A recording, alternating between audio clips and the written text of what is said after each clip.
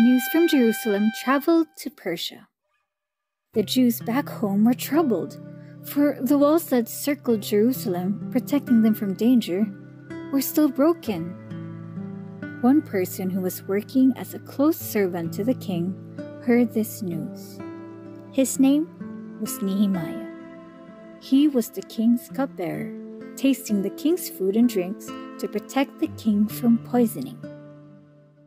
When Nehemiah heard the sad news, his heart was broken. He prayed, "O Lord God of heaven, we sinned against you, and you sent us away from Israel.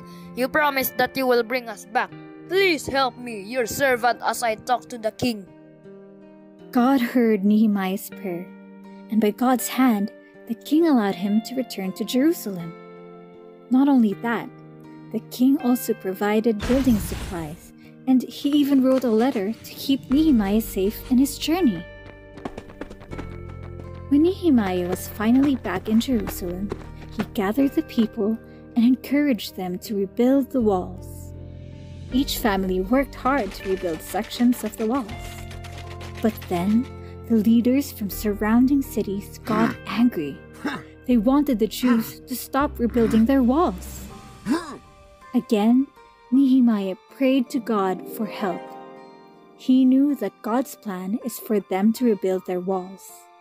They assigned half of the Jews as guards and the other half as builders. The work did not stop. Each of the builders were ready not just to build, but also to defend themselves with swords from the enemies. As a result, the enemies of the Jews got angrier. One of them, named Sanballat, wrote a letter. It says that they will tell the king of Persia that the Jews are planning to rebel. Nehemiah didn't let the letter upset him. Instead, he continued to encourage the Jews to keep on building. Another attempt was made to stop the Jews from rebuilding the wall. This time, Sanballat, with the help of Tobiah, hired a prophet named Shemaiah. He told Nehemiah, "You should stop rebuilding the wall or else they will kill you." "I will not stop the work," said Nehemiah.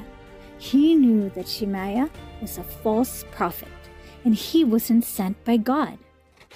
Nehemiah and the Jews continued working, trusting in God's strength. Finally, after just 52 days, the wall was finished. For 7 days they celebrated, and the book of the law was read to them by Ezra.